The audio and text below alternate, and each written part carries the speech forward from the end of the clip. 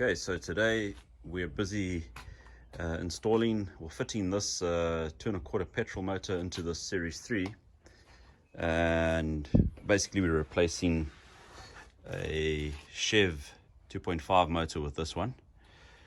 The Chev was a rebuilt motor.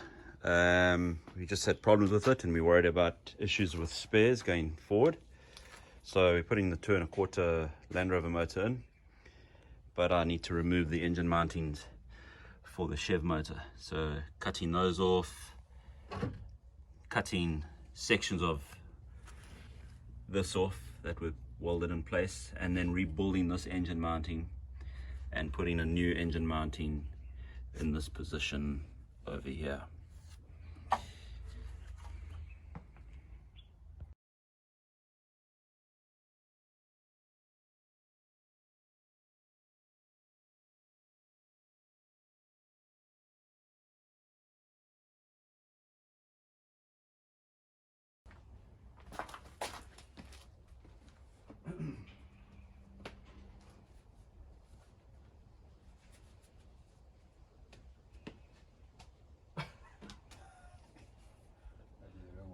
Yeah, I'm not watching.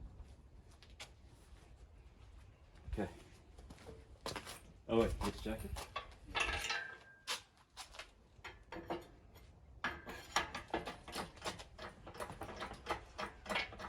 Bridge, this one. What's the on? Never.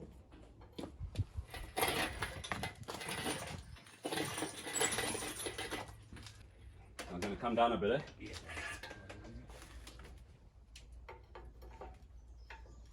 Okay, here we go. Tell me if I must stop, eh? Yes, I think right. What's coming right? Is it right? Yeah, boy. Okay, hold on. I think we need to remove the coil there. Okay, let's do it.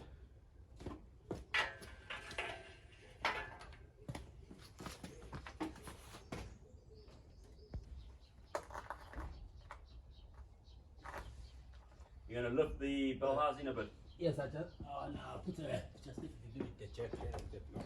Yeah, I think I might just have to pump this also.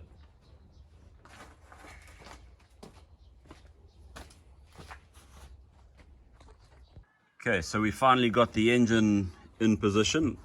As you can see, there's no head on it, but we don't need the head for lining it up for engine mountings. So we're just tying the bell housing to the adapter plate, and you can see there, this is where I need to weld engine mountings onto the chassis so that that can connect to the polyurethane engine mounting for final fitment. And we've got to do the same on the other side.